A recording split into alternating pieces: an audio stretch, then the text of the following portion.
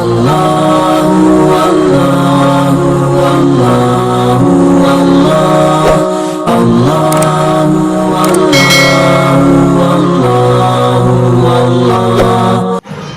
Channel کو subscribe کریں اور بیل آئیکن دبائیں۔ السلام علیکم ورحمۃ اللہ تعالی وبرکاتہ۔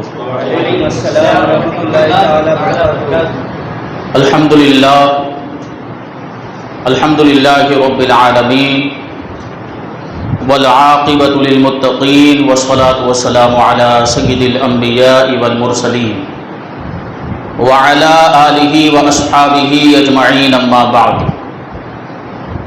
فاعوذ باللہ من الشیطان الرجیم، بسم اللہ الرحمن الرحیم۔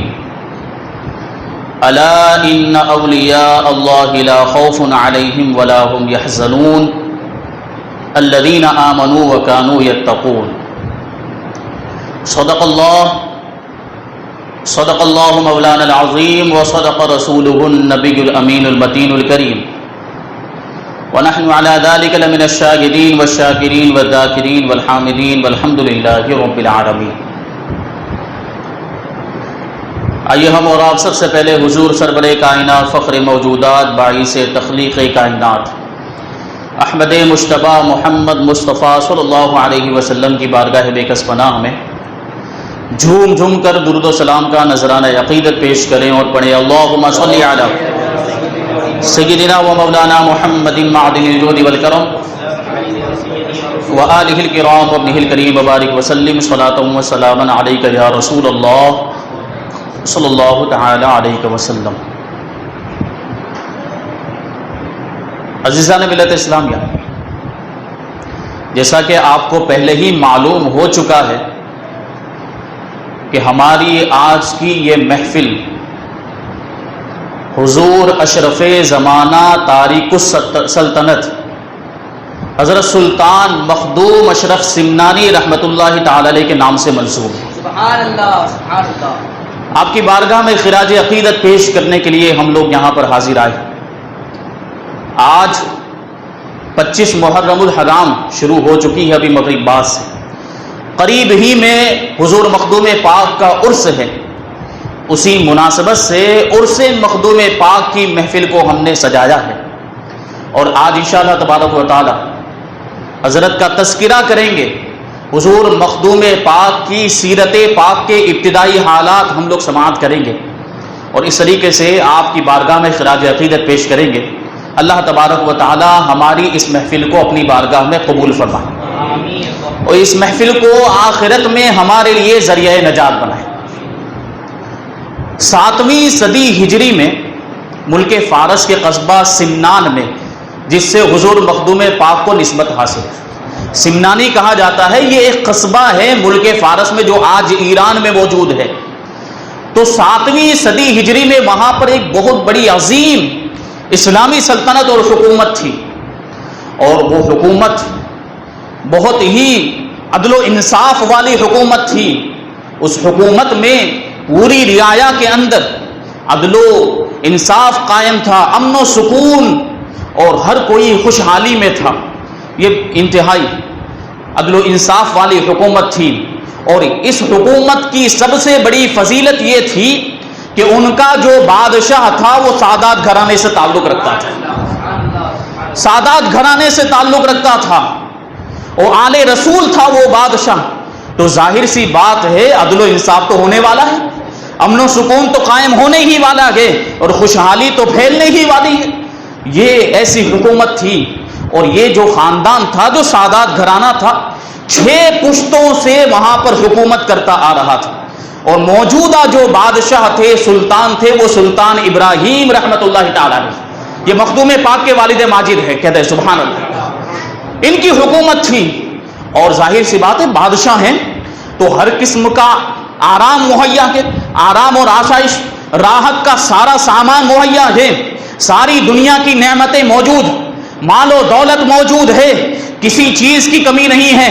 اور آپ کی بیگم، جن کو سلطان بیگم کہا جاتا تھا، جو مخدوم پاک کی والدہ ماجدہ ہیں، ان کو بھی جو ہے ان کی خدمت کے لیے رات و دن ہزاروں خدام، ہزاروں کنیزیں خدمت کے لیے ہمہ وقت حاضر رہا کرتی تھی۔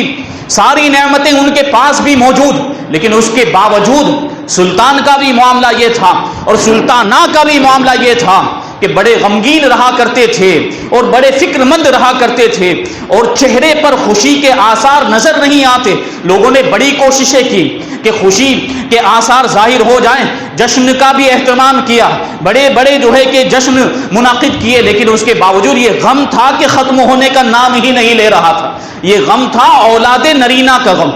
بچیاں تو موجود تھیں لیکن کوئی لڑکا موجود نہیں تھا، اسی کا غم تھا۔ تو سلطان ابراہیم تو سعادت گھرانے سے تعلق رکھتے تھے، کبھی حرف شکایت زبان پر نہیں لایا، کبھی کسی کے سامنے اپنے اس غم کو بیان نہیں کیا، لیکن سلطانہ بیگم رحمت اللہ تعالی علیہا کا جو ہے کہ معاملہ یہ تھا کہ راتوں کو تہجد کی نماز کے وقت وہ دعا کے لیے ہاتھوں کو اٹھاتی، اپنے بزرگوں کی طرف متوجہ ہوتی، پھر اللہ تبارک و تعالیٰ کی بارگاہ میں عرض کرتی، اے پروردگار تو نے ہمیں اتنا عطا فرمایا ہے کہ اس کا شکر ادا کرنے کی ہمارے اندر طاقت نہیں، اور اگر میں کچھ اور مانگوں تو میں امید نہیں رکھتی، میں اس قابل نہیں ہوں کہ میں کچھ مانگوں تو وہ مجھے عطا کیا جائے، میں اپنے آپ کو اس قابل نہیں سمجھتی، لیکن اے پروردگار تو داتا ہے، تو عطا کرنے والا ہے، تو جانتا ہے کہ سلطان ابراہیم کے بعد ان کا وارث کوئی موجود نہیں ہے جو قوم کے درمیان، امت کے درمیان عدل و انصاف قائم کرے۔ اے پروردگار ایک اولاد نرینہ عطا فرما دے، ایک لڑکا عطا فرما دے جو سلطان ابراہیم کا وارث بنے اور ان کے بعد تخت و تاج کو سنبھالے اور لوگوں کے درمیان عدل و انصاف قائم کرے۔ اس طریقے سے سلطانہ بیگم رحمت اللہ تعالی علیہا روزانہ رات میں گریہ وزاری کرتی، اللہ تبارک و تعالیٰ کی بارگاہ میں دعائیں کرتی اولاد نرینہ کے لیے۔ ایک رات اسی طریقے سے سلطانہ بیگم دعا کرتے کرتے روتے روتے ان کی ہچکیاں بن گئی اور روتے روتے اپنے مصلے پر ہی سو گئی۔ تو خواب میں کیا دیکھتی ہیں کہ شیخ احمد یسوی رحمت اللہ تعالی علیہ تشریف لائے، جو آپ کے بزرگوں سے، آپ کے گھرانے کے بزرگ ہیں اور آبا و اجداد سے تعلق ہے۔ آنے کے بعد ارشاد فرماتے ہیں کہ اے بیٹی تو فکر کیوں کرتی ہے، اطمینان رکھ، فکر کرنے کی تجھے کوئی ضرورت نہیں ہے، اللہ تبارک و تعالی تجھے ایسا بیٹا عطا فرمائے گا جو آفتاب ولایت ہوگا اور غوثیت کا سورج بن کے چمکے گا۔ صبح کو بیدار ہونے کے بعد فوراً سلطانہ بیگم نے سلطان ابراہیم کو اپنا پورا خواب سنایا کہ ایسا ایسا خواب میں نے دیکھا ہے۔ اب بڑی خوشی کا ماحول، ہر طرف خوشیاں منائی جا رہی ہیں، ہر طرف خوشی کا ماحول ہے، جشن منائے جا رہے ہیں اور بڑی خوشی کی حالت۔ اسی ماحول میں اتفاق سے اس وقت کے ایک مشہور مجذوب بزرگ حضرت ابراہیم مجذوب رحمت اللہ تعالی علیہ اچانک ان کو قصر شاہی محل کے جو محل سرا جو اندر کا حصہ ہوتا ہے وہاں پر ان کو دیکھا گیا، حضرت مجذوب ابراہیم کو وہاں پر دیکھا گیا۔ تو جب بادشاہ نے ان کو دیکھا تو بڑا تعجب ہوا کہ یہ اندر کیسے تشریف لے آئے۔ پہرے داروں کو بلایا، بلانے کے بعد پوچھا کہ یہ حضرت ابراہیم مجذوب کو آپ لوگوں نے آتے جاتے ہوئے دیکھا؟ تو پہرے داروں نے کہا کہ دروازے تو بند تھے اور ہم نے کسی کو بھی اندر آتے ہوئے نہیں دیکھا، لیکن یہ اللہ والوں کی بات ہوتی ہے جن کو دروازے کے کھلے اور بند ہونے سے کوئی فرق نہیں پڑتا۔ حضرت ابراہیم مجذوب دروازہ بند ہونے کے باوجود محل کے اندر پہنچ گئے۔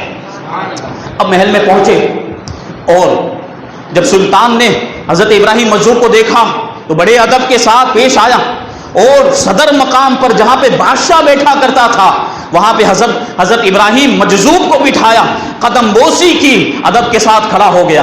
حضرت ابراہیم مجذوب ارشاد فرماتے ہیں کہ اے سلطان ابراہیم، تمہارا دل چاہتا ہے، تمہارا جی چاہتا ہے کہ تم لڑکے کی خواہش رکھتے ہو اور اسی کی وجہ سے تم حیران و پریشان ہو۔ اگر لڑکا چاہتے ہو تو 1000 اشرفیاں دو اور اشرف کو لے لو، 1000 اشرفیاں دو اور اشرف کو لے لو۔ یہ اللہ کے جو مجذوب بندے ہوتے ہیں ان کا یہ انداز ہوتا ہے، ان کو دنیاوی مال و دولت کی کوئی حاجت نہیں، لیکن جذب کی کیفیت ہوتی ہے، اللہ کے جلووں میں ایسے کھوئے ہوئے ہوتے ہیں، اس طرح کے معاملات ان سے سرزد ہوتے ہیں۔ حضرت ابراہیم مجذوب ارشاد فرماتے ہیں اگر اشرف کو چاہتے ہو تو 1000 اشرفیاں حاضر کرو۔ بادشاہ تھے سلطان ابراہیم، مال و دولت کی کوئی کمی نہیں تھی، فوراً 1000 اشرفیاں حاضر کر دی. حضرت ابراہیم مجذوب ارشاد فرماتے ہیں اے اشرفیوں کی مجھے ضرورت نہیں ہے, انتہائی قیمتی چیز یعنی اشرف تم کو مفت میں عطا کیا جاتا ہے, مفت میں تم کو دیا جاتا ہے.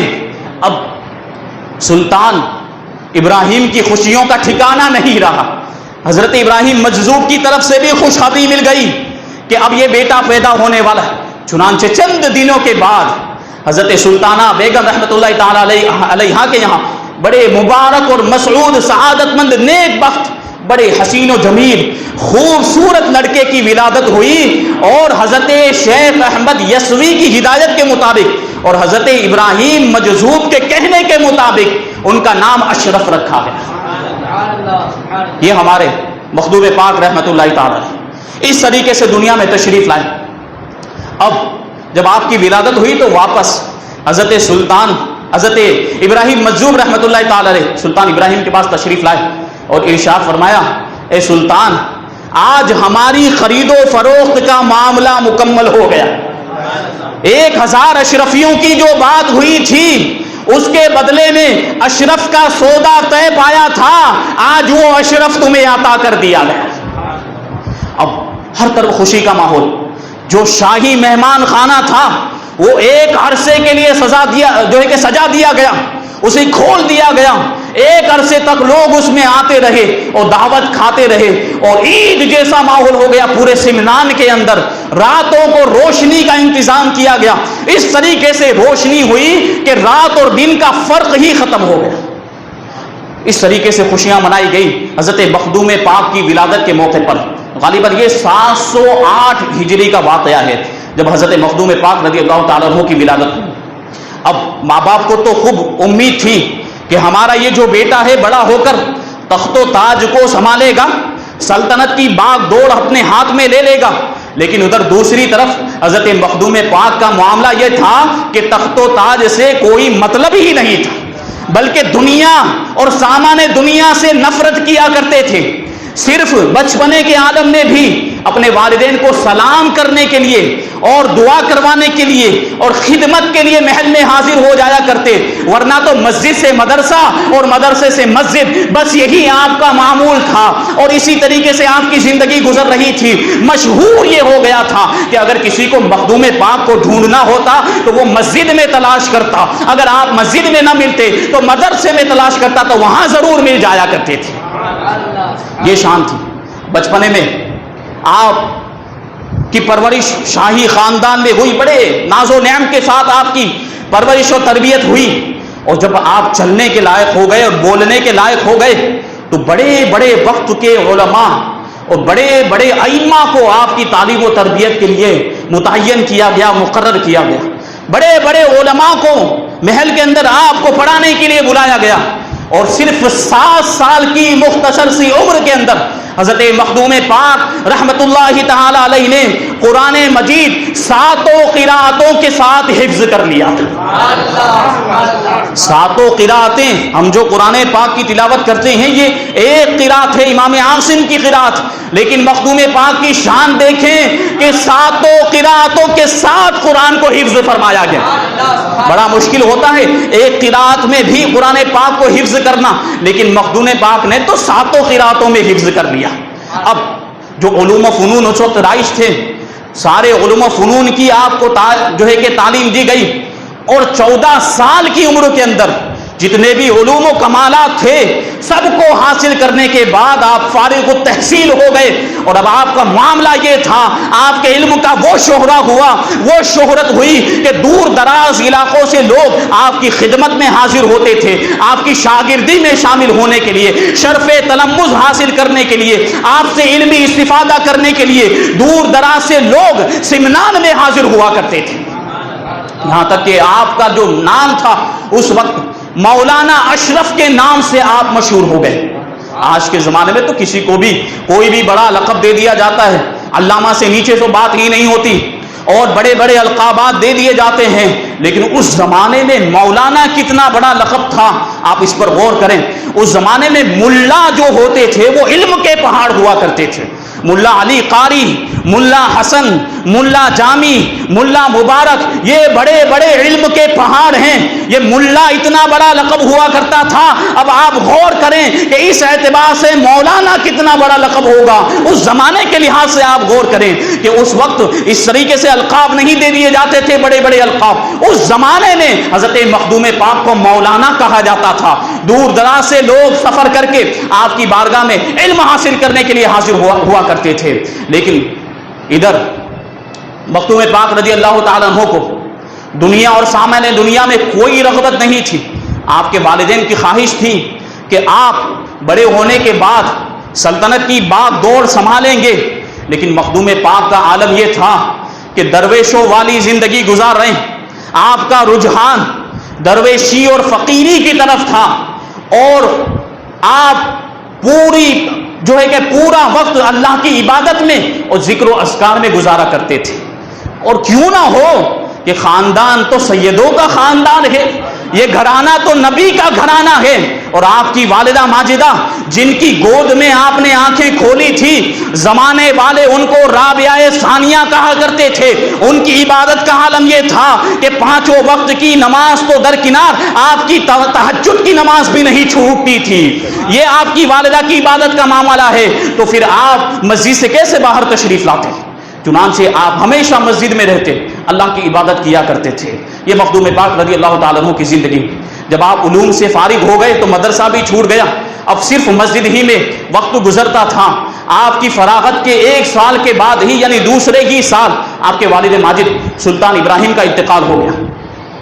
تو سلطنت کے جو امراء تھے، جو وزیر تھے اور عوام و خواص سب نے اصرار کیا اور والدہ ماجدہ کا بھی حکم ہوا کہ آپ تخت شاہی پر رونق افروز ہو جائیں. تو مجبور ہو کر حضرت مخدوم پاک رضی اللہ تعالیٰ عنہ تخت شاہی پر رونق افروز ہو گئے. سلطنت کی باغ دوڑ کو سنبھال لیا کیونکہ آپ کی والدہ ماجدہ کا حکم تھا. آپ چاہتے تو نہیں تھے کہ یہ بادشاہت کا معاملہ آپ کے حوالے کیا جائے. آپ کہ اس کو بالکل بھی پسند نہیں فرماتے تھے کہ لوگوں کے حکمراں بن جائیں، بادشاہ بن جائیں. لیکن والدہ ماجدہ کا حکم تھا، اس لیے سلطان ابراہیم کے بعد آپ سمنان کے فرما رواں بن گئے اور سلطان مولانا سید اشرف کے نام سے آپ کا سکہ جاری ہو گیا حضرت مخدوم پاک رضی اللہ تعالیٰ عنہ کا. اور تقریباً 10 سال تک یا 20 سال تک آپ نے حکومت فرمائی. اور یہ تھا کہ حضرت خضر علیہ السلام نے آپ کو کہہ دیا تھا کہ ابھی تو آپ کو سلطنت کے معاملات کو سنبھالنا ہے، ابھی وہ وقت نہیں آیا ہے کہ سلطنت کو چھوڑ دیا جائے. کچھ دنوں تک اسی طریقے سے تخت و تاج کو رونق بخشو، پھر دیکھا جائے گا، جب وقت آئے گا تمہیں مطلع کیا جائے گا. چنانچہ 10 سال تک یا 20 سال تک حضرت مخدوم پاک سمنان کے حاکم اور سمنان کے بادشاہ بن کر رہے اور عدل و انصاف کی مثال قائم کر دی. اور علمی آپ کے زمانے کے اندر سمنان جو تھا وہ علمی مرکز بن گیا. اور عالم یہ تھا کہ اب دور دراز سے لوگ آتے تھے علم حاصل کرنے کے لیے. سمنان میں علماء کرام کی تعداد میں اضافہ ہو گیا اور بڑا کہ علماء کرام کی حوصلہ افزائی کی جاتی، علماء کرام کی خدمت کی جاتی اور دین کے تعلق سے، دینی معاملات کے تعلق سے ایسے ایسے مواقع فراہم کیے گئے تھے کہ دوسرے علاقوں کے لوگ ان ساری چیزوں کو دیکھ کر رشک کیا کرتے تھے. یہ معاملہ تھا مخدوم پاک کی حکومت کا کہ آپ نے دین کو ترجیح دی، خدمت دین کو ترجیح دی، یہاں تک کہ سمنان علمی مرکز بن گیا. اب ایک رمضان کے موقع پر 27 رمضان کی تاریخ تھی، شب قدر. حضرت خضر علیہ السلام تشریف لائے اور ارشاد فرمایا، اے اشرف اب وہ وقت آ گیا ہے، کھڑے ہو جاؤ اور ہندوستان کی طرف روانہ ہو جاؤ کہ تمہارے پیر و مرشد تمہارا انتظار کر رہے ہیں. اب مخدوم پاک رحمت اللہ تعالی علیہ نے تخت و تاج کو ٹھوکر ماری. صبح اٹھے، والدہ ماجدہ کو پورا واقعہ بیان کیا کہ حضرت خضر علیہ السلام نے حکم دیا ہے ہندوستان کی طرف روانہ ہونا ہے، تو آپ رخصت کی اجازت دیجئے. آپ کی والدہ ماجدہ نے جو ہے کہ دل پر پتھر رکھتے ہوئے اپنے لاڈلے چہیتے بیٹے کو ہندوستان کی طرف روانہ ہونے کی اجازت دے دی، اور ساتھ ہی ساتھ ارشاد فرمایا اے جانے مادر، تو آپ کے نانا جان حضرت شیخ احمد یسوی رحمت اللہ تعالی علیہ نے میرے خواب میں آ کر ارشاد فرمایا تھا کہ اللہ تبارک و تعالی تمہارے جو ہے کہ بطن سے ایک ایسے بیٹے کو پیدا فرمائے گا جو آفتاب غوثیت ہوگا، جو اپنے وقت کا غوث ہوگا، جو اپنے وقت کا قطب ہوگا۔ تو اے میرے لاڈلے بیٹے، اے چہیتے بیٹے، تمہیں لوگوں کی فریاد رسی مبارک ہو۔ اب جب یہ لوگوں کو پتا چلا کہ حضرت مخدوم پاک اس طریقے سے تشریف لے جا رہے ہیں، تو سارے لوگ عوام و خواص جمع ہو گئے، حکومت کے عمراء وزراء سب جمع ہو گئے، اور یہاں تک کہ آپ کے بھائی، چھوٹے بھائی حضرت مولانا سید محمد رضی اللہ تعالیٰ عنہ وہ بھی تشریف لے آئے، اور سب زار و قطار رونے لگے، سب کی ہچکیاں بن گئی، اور آپ کے چھوٹے بھائی جن کو بعد میں آپ نے حکومت کی باغ دوڑ سونپی تھی، وہ جو ہے کہ روتے روتے آپ سے لپٹ گئے، اور آپ سے بھی رہا نہیں گیا، آپ کی آنکھوں سے بھی آنسو جاری ہو گئے۔ لوگوں نے سمجھا بجھا کر حضرت مولانا سید محمد رحمت اللہ تعالی علیہ کو اپنے بھائی سے جدا کیا۔ پھر حضرت مخدوم پاک نے سلطنت کی باغ دوڑ اپنے چھوٹے بھائی کے ہاتھ میں دی، اور سمنان سے روانہ ہو گئے۔ سمنان سے روانہ ہوتے وقت آپ کی والدہ ماجدہ نے 12,000 کا لشکر آپ کے ساتھ کیا، ان میں سے 2,000 سپاہی تو وہ تھے جو ہمیشہ شکار کے موقع پر یا کہیں باہر جانا ہو آپ کے ساتھ ہی رہا کرتے تھے۔ یہ 12,000 کا لشکر آپ کے ساتھ ہو گیا، اور شیخ علاء الدولہ سمنانی بھی کئی منزلوں تک آپ کو رخصت کرنے کے لیے آئے، لیکن مخدوم پاک رضی اللہ تعالیٰ عنہ جب تیسری منزل پر پہنچے تو 12,000 کے لشکر کو واپس کر دیا۔ ارشاد فرمایا تم وہ جو ہے کہ یہاں سے واپس چلے جاؤ۔ ایک عبید نامی شخص آپ کے ساتھ رہ گیا جس کی ضرورت بھی پڑا کرتی تھی، اور وہ آپ کا ساتھ چھوڑنے کے لیے تیار بھی نہیں تھا، لیکن مخدوم پاک اس کو جو ہے کہ جب اصرار کرتے کہ تم یہاں سے چلے جاؤ تو وہ آپ کے قدموں سے لپٹ جاتا تھا اور رونے لگ جاتا تھا، لیکن آخرکار مخدوم پاک رضی اللہ تعالیٰ عنہ نے اسے بھی ضد کر کے وہاں سے واپس کر دیا۔ اب حضرت مخدوم پاک کے ساتھ کوئی بھی نہیں تھا۔ ماوراء النہر ایک جگہ کا نام ہے، وہاں سے کچھ لوگ آپ کے ساتھ ہو گئے تھے، ان لوگوں کو بھی آپ نے وہاں سے واپس کر دیا، صرف 2 ساتھی آپ کے ساتھ رہ گئے تھے، ان دونوں کو لے کر آپ جو ہے کہ روانہ ہوئے سمنان سے، اور راستے کے اندر بخارا ایک شہر ہے، وہاں پر جب آپ پہنچتے ہیں تو یہ 2 ساتھی آپ کے ساتھ موجود تھے، تو وہاں پر حضرت جو ہے کہ مخدوم پاک رضی اللہ تعالیٰ عنہ کی ملاقات ایک بزرگ سے ہوئی۔ بزرگ آ کر کہنے لگے، اور مجذوب تھے وہ، اور مجذوب جو ہے کہ قریب آئے اور حضرت مخدوم پاک رضی اللہ تعالیٰ عنہ کے سر کو پکڑا، اور پھر مخدوم پاک کے سر پر اپنے سر کو رگڑنے لگے۔ عجیب حرکت تھی، یہ مجذوبوں اور مستانوں کی، دیوانوں کی باتیں ہیں یہ۔ تو وہ مجذوب حضرت مخدوم پاک کے سر پر اپنے سر کو رکھ کے اس طرح رگڑنے لگے، غشی اور بے ہوشی کی کیفیت طاری ہو گئی۔ پھر وہ مجذوب دور ہوئے اور ارشاد فرمایا کہ تم لوگ پورب کی جانب جلدی جلدی روانہ ہو جاؤ۔ اب مخدوم پاک نے جب یہ مجذوب کا ارشاد سنا تو مشرق یعنی پورب کی جانب بڑی تیزی کے ساتھ روانہ ہو گئے، اور تیز رفتاری کے ساتھ سفر شروع کر دیا، مسافت طے کرتے جا رہے۔ درمیان میں سمرقند کا علاقہ آیا، جو ایک شہر ایران کے اندر موجود، وہاں ایک بہت بڑے عالم جن کو شیخ الاسلام کہا جاتا تھا، جب انہوں نے دیکھا کہ مخدوم پاک تشریف لائے تو چہرے سے پہچان گئے کہ یہ کوئی شاہی خاندان کا مہمان ہے، یہ کوئی آل رسول ہے۔ دعوت کا اہتمام کیا، بڑی پرتکلف دعوت کا اہتمام کیا۔ مخدوم پاک رضی اللہ تعالیٰ عنہ کو یہ پسند نہیں آیا کہ تخت و تاج کو ٹھوکر مار چکے تھے، سلطنت کو چھوڑ کر آئے تھے، درویشی اور فقیری اختیار کر لی تھی، اب دنیا سے اور دنیا کے مال و دولت سے آپ کو کوئی تعلق نہیں تھا۔ جب یہ اہتمام کیا تو آپ نے پسند نہیں فرمایا۔ جب سمرقند سے روانہ ہونے لگے تو حضرت مخدوم پاک نے اپنے دونوں ساتھیوں کے گھوڑے ایک غریب کو دے دیے، اور اپنا خود کا گھوڑا بھی ایک محتاج محتاج کو دے دیا، اور ارشاد فرمایا کہ جب ہم نے درویشی اور فقیری کو اختیار کر لیا ہے تو اب ہمارے ساتھ ان گھوڑوں کا ہونا مناسب نہیں ہے، ہم ان گھوڑوں کو بھی الگ کر دیتے ہیں تاکہ بادشاہت کی کوئی بھی نشانی ہمارے ساتھ نہ ہو۔ اب آپ غور کریں کہ چند روز پہلے جو سلطان تھا سمنان کا، تخت و تاج کو جو پامال کیا کرتے تھے، ہمیشہ ہر وقت ہزاروں سواریاں آپ کے لیے دروازے پر حاضر رہا کرتی تھی، کبھی 2 قدم بھی آپ کو پیدل چلنا نہیں پڑا تھا، لیکن آج معاملہ یہ ہے کہ گھوڑے کو بھی روانہ کر دیا گیا اور پیدل ہندوستان کی طرف روانہ ہو رہے ہیں۔ وقت کا بادشاہ بادشاہت کو، سلطنت کو ٹھوکر مار کر جو ہے کہ درویشی کی راہ اختیار کرتا ہے، اللہ کی راہ میں اسے یہ بھی گوارا نہیں ہوتا کہ وہ گھوڑے پر سوار ہو جائے اور بادشاہت کی ایک نشانی بھی ان کے ساتھ رہے۔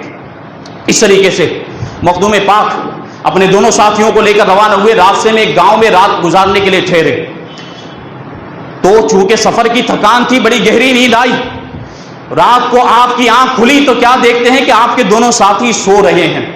آپ نے چاہا کہ ان کو بھی یہاں سے واپس کر دیا جائے، چنانچہ صبح کے وقت آپ نے ان دونوں اپنے ساتھیوں کو ارشاد فرمایا کہ تم یہاں سے چلے جاؤ تاکہ تنہائی میں عالم تجرید کے مزے لے سکیں۔ عالم تجرید یعنی مجرد ہو جانا، دنیاوی معاملات سے تعلق کو ختم کر لینا، اپنے آپ کو اللہ کے حوالے کر دینا۔ تو ان دونوں ساتھیوں کو بھی حضرت مخدوم پاک رحمۃ اللہ تعالی علیہ نے روانہ کر دیا۔ اب تنہا اکیلے ہیں۔ غور کریں آپ، ہم اگر کسی سفر کے لیے جائیں، 2 گھنٹے کا بھی سفر ہو اور تنہا اکیلے ہوں تو کیسی وحشت ہوتی ہے، کیسی گھبراہٹ کا معاملہ ہوتا ہے، بے چینی بے قراری کا معاملہ ہوتا ہے۔ مخدوم پاک ہیں کہ سلطنت کو چھوڑ کر آئے، ماں کو چھوڑ کر آئے، بھائی کو چھوڑ کر آئے، عزیزہ اور اقارب کو، رشتہ داروں کو چھوڑ کر آئے ہیں، اور سفر میں بھی کسی کو ساتھ نہیں رکھا، تنہا اللہ کی راہ میں روانہ ہو گئے۔ معاملہ یہ ہے کہ ہر قدم پر اللہ کا ذکر کرتے ہوئے جا رہے ہیں، رسول اللہ کا ذکر کرتے ہوئے جا رہے ہیں، پیر و مرشد کا خیال ہے جو آپ کو منزل کی طرف لیتا ہوا جا رہا ہے۔ تمہیں پاک چند مہینوں سفر کرتے رہے، اور مہینوں سفر کرنے کے بعد ہندوستان تشریف لائے، اور ہندوستان میں ملتان کے قریب اچ شریف ایک علاقہ ہے۔ یہ میں آپ کو بتا دوں کہ اکثر اولیاء کرام جو ملک ایران تشریف لاتے تھے وہ اسی راستے سے تشریف لاتے تھے، غریب نواز بھی اسی راستے سے آئے ہیں۔ تو حضرت مخدوم پاک رضی اللہ تعالیٰ عنہ ملتان کے قریب اچ شریف کے علاقے، اچ شریف کا علاقہ، وہاں پہنچے۔ وہاں آپ کی ملاقات حضرت مخدوم جاہی تعالیٰ علیہ سے ہوئی۔ بڑے بزرگ، بڑی عظیم شخصیتیں، حضرت مخدوم جہانیہ جہاں گشت رحمۃ اللہ تعالیٰ علیہ۔ جب حضرت مخدوم جہانیہ جہاں گشت نے مخدوم پاک کو دیکھا تو عرض کرتے ہیں کہ ایک عرصے کے بعد ایک طالب صادق کی مہک نے دل کو معطر کر دیا ہے، اور ایک زمانے کے بعد ایک فرزند رسول کے دیدار کا شرف حاصل ہوا ہے۔ یہ حضرت مخدوم جہانیہ جہاں گشت نے ارشاد فرمایا۔ پھر ارشاد فرمایا کہ فوراً آپ اپنے پیر و مرشد کے شہر کی طرف روانہ ہو جائیں، جلدی ان کی بارگاہ میں حاضر ہو جائیں کہ آپ کے پیر و مرشد آپ کا انتظار کر رہے ہیں۔ حضرت مخدوم پاک جو ہے ملتان سے روانہ ہوتے ہیں، دارالحکومت دہلی تشریف لاتے ہیں۔ یہاں پر بھی ایک نورانی شکل والے بزرگ سے ملاقات ہوتی ہے، وہ بھی ارشاد فرماتے ہیں کہ جلدی کریں اور بنگالہ، ملک بنگالہ کی طرف روانہ ہو جائیں کہ مخدوم علاء الحق والدین حضرت مخدوم پنڈوی رحمت اللہ تعالی علیہ، آپ کے پیر و مرشد بے صبری سے آپ کا انتظار کر رہے ہیں، فوراً روانہ ہو جائیں۔ مخدوم پاک دہلی سے روانہ ہوتے ہیں، بہار کی طرف روانہ ہوتے ہیں، اور تیزی کے ساتھ سفر کرتے ہوئے جب بہار شریف پہنچے ہیں، بہار شریف یہ بہار صوبے کے اندر ایک ضلع ہے، بہار شریف جسے کہا جاتا ہے، جہاں پہ مخدوم الملک حضرت شرف الدین یحییٰ منیری رحمت اللہ تعالی علیہ کا مزار پاک موجود ہے۔ جب حضرت مخدوم پاک بہار شریف کے قریب پہنچے، وہ اسی دن جس دن آپ بہار شریف پہنچے، حضرت مخدوم الملک شیخ شرف الدین یحییٰ منیری رحمت اللہ تعالی علیہ کا انتقال اسی دن ہوا۔ آپ نے انتقال سے پہلے آپ کشف کے ذریعے سے معلوم کر لیا تھا کہ آپ تشریف لانے والے ہیں، چنانچہ انتقال سے پہلے ہی حضرت مخدوم الملک نے اپنے خادموں سے، اپنے خلیفاؤں سے اور اپنے مریدین سے ارشاد فرمایا کہ ایک فرزند رسول صحیح النسب سید اور وہ شخص جس نے ساتوں قراتوں کے ساتھ قرآن پاک کو حفظ کیا ہے وہ آنے والا ہے، میری نماز جنازہ وہی پڑھائے گا، میری نماز جنازہ وہی پڑھائے گا جو صحیح النسب سید ہے، فرزند رسول ہے اور سلطنت کو ٹھوکر مار کر آیا ہے، بادشاہت کو ٹھکرا کر آیا ہے، میری نماز جنازہ وہی پڑھائے گا۔ مخدوم الملک شیخ شرف الدین یحییٰ منیری رحمۃ اللہ تعالی علیہ کا انتقال ہو گیا۔ اب لوگ انتظار کر رہے ہیں کہ ایسا کون شخص ہے جو آئے گا اور اس میں یہ علامتیں ہوں گی اور وہ نماز جنازہ پڑھائے گا۔ چنانچہ ان لوگوں میں ایک شخص تھا جس کا نام شیخ جلائی نام کا ایک شخص، وہ باہر آبادی کے تلاش کرنے کے لیے گیا کہ دیکھے کون آتا ہے۔ اس نے دیکھا کہ سامنے سے ایک نورانی شکل کے بزرگ تشریف لا رہے ہیں۔ قریب پہنچ کر پوچھتا ہے کہ آپ سید زادے ہیں؟ حضرت نے بڑی خاکساری کے ساتھ ارشاد فرمایا کہ ہاں میں سید زادہ ہوں۔ پھر دوسری علامتوں کے بارے میں پوچھا کہ سلطنت کو ٹھوکر مار کر آئے ہیں۔ حضور نے ارشاد فرمایا ہاں آپ صحیح النسب سید ہیں۔ حضور نے فرمایا ہاں ساتوں قراتوں کے حافظ ہیں۔ مخدوم پاک نے فرمایا ہاں ساری علامتیں پالی۔ اس کو یقین ہو گیا کہ جس کے بارے میں مخدوم الملک نے ارشاد فرمایا تھا وہ کوئی اور نہیں بلکہ مخدوم اشرف سمنانی ہیں۔ فوراً لے کر خلفاء کے پاس پہنچے، جنازے کے پاس حاضر ہوئے اور مریدین اور خلفاء نے کہا کہ نماز جنازہ پڑھائیں تو پہلے تو انکسار کے طور پر منع فرمایا، انکار کیا، لیکن جب ان لوگوں نے بہت زیادہ اصرار کیا تو آپ نے نماز جنازہ پڑھائی۔ اب جب لوگ دفن کرنے لگے، مخدوم الملک کو جب دفن کر دیا گیا تو آپ کو ایک فکر لاحق ہوئی کہ کہیں یہ تو میرے پیر و مرشد نہیں تھے، کیونکہ پیر و مرشد سے ابھی تک ملاقات نہیں ہوئی تھی۔ تو اب دل میں بے چینی بے قراری کہ لوگ کہہ رہے تھے راستے بھر جن بھی بزرگوں سے ملاقات ہوئی کہ جلدی سفر کرتے جاؤ، تیزی کے ساتھ جاؤ اور اپنے پیر و مرشد کی بارگاہ میں پہنچ جاؤ کہ آپ کے پیر و مرشد آپ کا انتظار کر رہے ہیں، شاید مجھ سے دیر ہو گئی، میرے پیر و مرشد کا انتقال ہو گیا۔ تو آپ کے دل پر غم کا پہاڑ ٹوٹ گیا کہ اتنا لمبا سفر طے کر کے آئے، اتنی تکلیفوں اور مشقتوں کو برداشت کیا، ماں کو چھوڑا، بھائی کو چھوڑا، عزیزوں کو رشتہ داروں کو چھوڑا، سلطنت کو ٹھوکر مار دی، لیکن جب یہاں پر پہنچے تو کیا دیکھتے ہیں کہ مخدوم الملک کا انتقال ہو گیا ہے۔ آپ سمجھ رہے تھے کہ یہی وہ میرے پیر و مرشد تھے جو میرا انتظار کر رہے تھے، اسی بے قراری اور بے چینی کے عالم میں تھے کہ روحانی طور پر حضرت شیخ شرف الدین یحییٰ تشریف لائے اور ارشاد فرمایا اے فرزند اشرف اطمینان رکھو، خوف کرنے کی ضرورت نہیں ہے، تمہارے پیر و مرشد باحیات ہیں اور ابھی بھی مسند رشد و ہدایت پر رونق افروز ہیں، جلدی ان کی طرف روانہ ہو جاؤ، ان کی بارگاہ سے فیض حاصل کرو۔ اتنا فرمانا تھا کہ اب مخدوم پاک کو اطمینان ہو گیا اور عید جیسی خوشی محسوس ہوئی۔ آپ اپنی قیام گاہ پہ تشریف لے گئے۔ اب اتنے میں خبر آئی کہ مخدوم الملک حضرت شیخ شرف الدین یحییٰ رحمت اللہ تعالی علیہ کے مزار پاک سے آپ کا دست مبارک باہر نکل گیا۔ تو لوگ حیران و پریشان، مریدین بھی، خلفاء بھی حیران و پریشان کہ کیا معاملہ ہے، یہ دست مبارک باہر کیسے نکل آیا، یہ ہاتھ باہر کیسے نکل آیا۔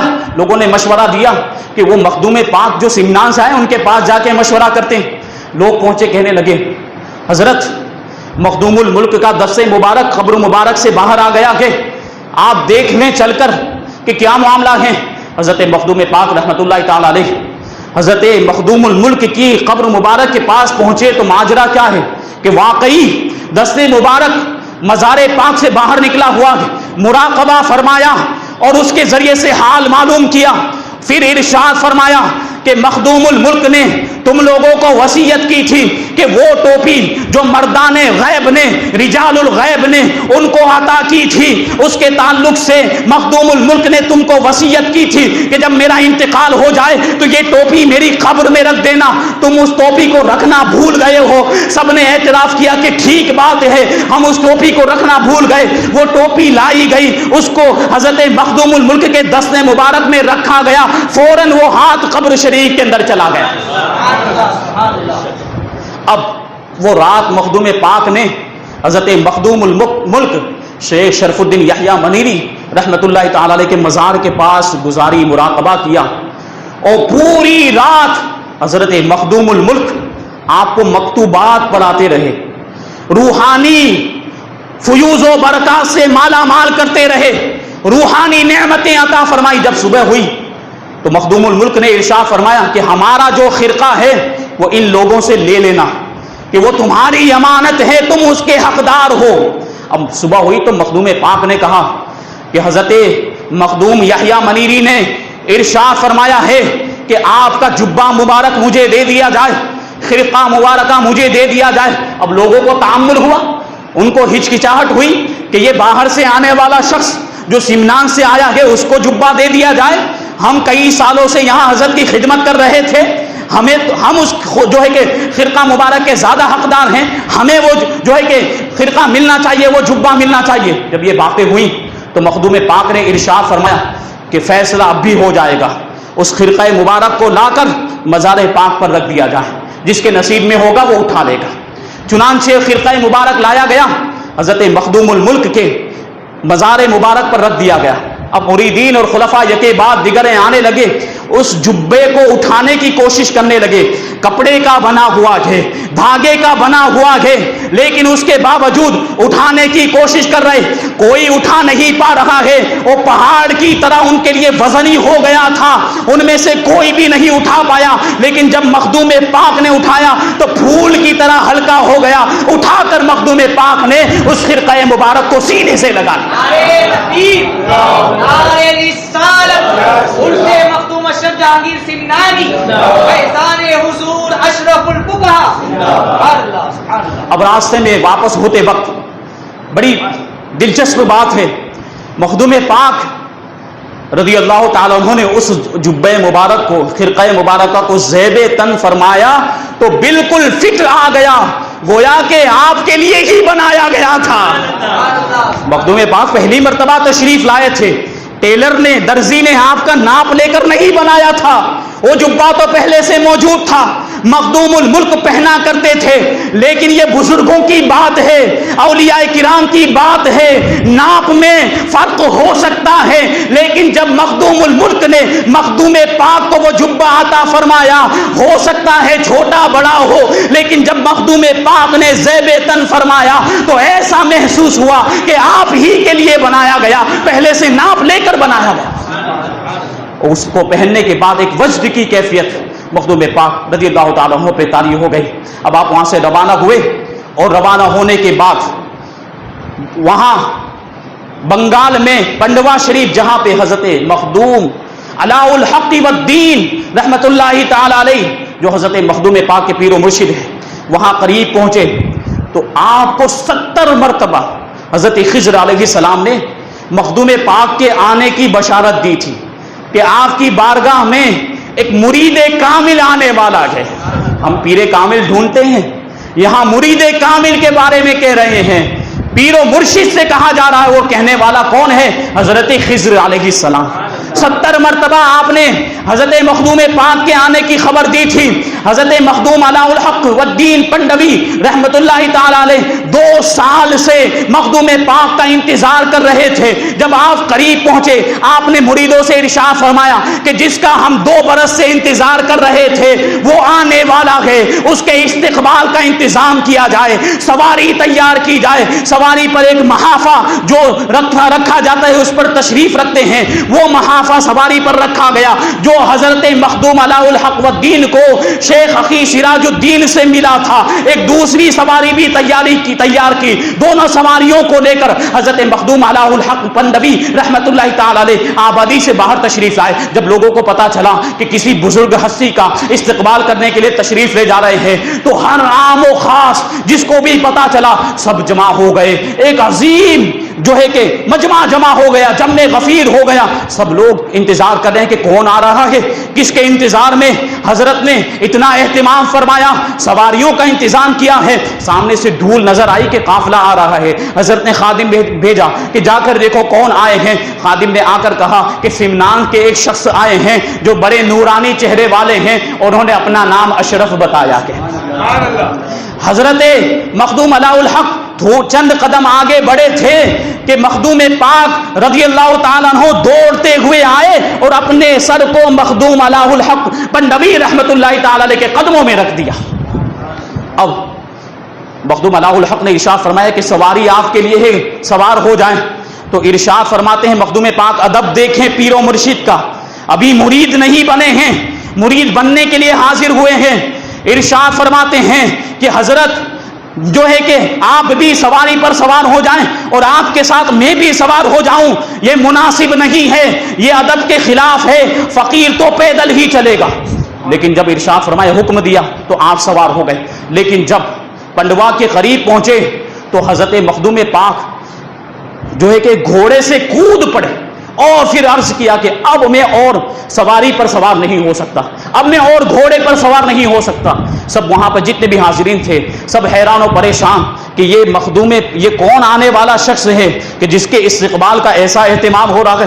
اب حضرت تشریف فرما ہوئے اور دسترخوان بچھایا گیا، ہاتھوں کو جو ہے کہ دھونے کے لیے پانی کا انتظام کیا. مخدوم علاء الحق بندوی رحمت اللہ تعالی علیہ مخدوم پاک سے ارشاد فرماتے ہیں کہ آج دنیا کے اغراض و مطالب سے بھی ہاتھ دھو لینا، دنیا کی لالچوں سے اور دنیا کی خواہشات سے بھی ہاتھ دھو لینا تاکہ اللہ تبارک و تعالیٰ کا وصل حاصل ہو جائے. اب ہاتھ دھلائے گئے، دسترخوان پر کھانا لگایا گیا. اب یہ شان دیکھیں مخدوم پاک کی کہ آپ کے پیر و مرشد نے اپنے مبارک ہاتھوں سے 4 نوالے خود حضرت مخدوم پاک کو کھلائے. سب حیران و پریشان کہ ایسا معاملہ آج سے پہلے ہم نے کسی کے تعلق سے نہیں دیکھا کہ کسی کو حضرت نے اس طریقے سے کھانا کھلایا ہو. لیکن حضرت مخدوم علاء الحق مخدوم پاک کو اس طریقے سے کھانا کھلا رہے ہیں. یہ شان ہے، واقعات کا سلسلہ ہے اور ابھی بہت سی باتیں باقی بیان کرنی تھی. اللہ تبارک و تعالیٰ توفیق عطا فرمائے، دوسرا موقع عطا فرمائے کہ آگے کے واقعات کہ اس طریقے سے پھر جو ہے کہ پیر و مرشد سے کس طرح بیعت ہوئے، کیسے فیوز و برکات، کیسی نعمتیں حضرت مخدوم علاء الحق بندوی رحمت اللہ تعالی علیہ نے آپ کو عطا فرمائی. اور یہ جہانگیر کا جو لقب ہے، ہم کہتے ہیں نا سلطان مخدوم اشرف جہانگیر سمنانی، یہ بھی آپ کو آپ کے پیر و مرشد کی بارگاہ سے ملا ہے، یہ لقب بھی آپ کو ملا. پھر کس طریقے سے آپ پنڈوا شریف سے جونپور کی طرف روانہ ہوئے، وہاں سے کچوچا شریف کس طریقے سے تشریف لائے اور کیسے کیسے معاملات یہاں پر کچوچا آنے کے بعد پیش آئے، یہ بڑی واقعات کی تفصیل ہے، واقعات کا سلسلہ ہے، اس کے لیے وقت چاہیے. دوسرا کبھی موقع ملا تو انشاءاللہ تبارک و تعالیٰ اس کو بیان کیا جائے گا. اللہ تبارک و تعالیٰ کی بارگاہ میں دعا ہے کہ ہمیں آپ کو ہم سب کو مخدوم پاک کے فیوز و برکات سے مالا مال فرمائے، آپ کے نقش قدم پر چلتے ہوئے اور شریعت مصطفیٰ پر عمل کرنے کی توفیق عطا فرمائے، دین متین کی خدمت کرتے ہوئے اور لوگوں تک دین کی تعلیمات کو پہنچانے کی توفیق عطا فرمائے. وما علینا الا